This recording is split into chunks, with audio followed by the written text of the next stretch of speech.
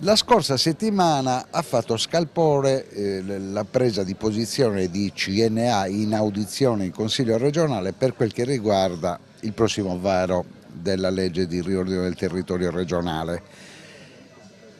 I giornali hanno scritto: CNA si schiera con gli ambientalisti e contro le altre organizzazioni di impresa. No, è singolare questa sorpresa. Il clamore invece andrebbe, come dire, ribaltato, nel senso che CNA sulla legge urbanistica ha assunto una posizione meditata, approfondita, che di lungo, chiamiamolo così, periodo. Non si tratta certo di una illuminazione sulla via di Damasco. Noi abbiamo già dallo scorso luglio, in occasione del nostro congresso regionale, sul tema dello sviluppo turistico, nel presentare una ricerca approfondita sugli elementi di forza e di criticità del sistema turistico isolano, abbiamo preso una posizione anche sul tema della legge di governo e di pianificazione del territorio, che peraltro è stata presentata, soprattutto per quanto attiene agli articoli più controversi, come una legge di riforma che avrebbe dato impulso al turismo in Sardegna. Ma spieghiamo al telespettatore che cosa vi divide dalle altre organizzazioni, per esempio dall'ANCE e dai costruttori di Confindustria. No, allora ci divide questo. Noi pensiamo che la legge di governo del territorio è una legge che ha afferente, tra l'altro molto importante, perché riguarda appunto lo sviluppo, l'idea di futuro, di sviluppo non solo turistico, non solo del settore dell'edilizia, per le evidenti relazioni in campo economico, sociale.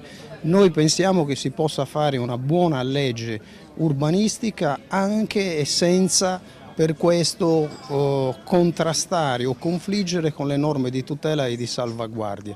Intanto è stata, come dicevo, presentata, soprattutto negli articoli più controversi, la possibilità che si costruisca nella linea di battigia, lo si faccia con corpi separati.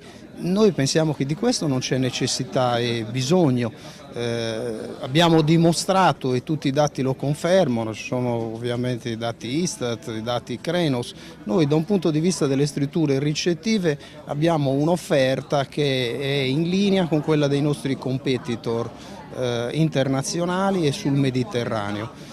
Il tema che noi abbiamo, le criticità sono altre, quindi bisogna risolvere il problema dei trasporti, del trasporto pubblico locale, una pianificazione di lungo periodo, e per superare la stagionalità, che è l'elemento di criticità più forte, occorre fare delle altre cose.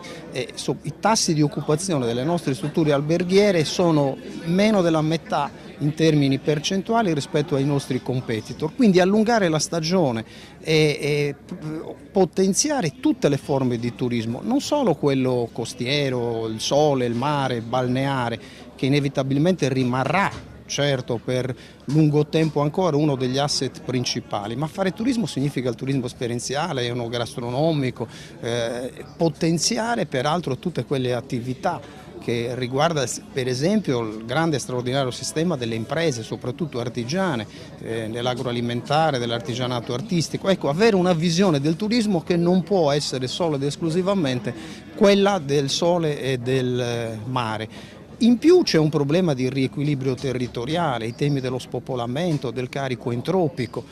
Abbiamo dimostrato coi dati che dagli anni 60, ma anche dal 2005 in poi, si è costruito sulle coste, per esempio, tutta l'attività residenziale con indici che sono 5 o 6 volte superiori nei comuni costieri rispetto ai comuni dell'interno.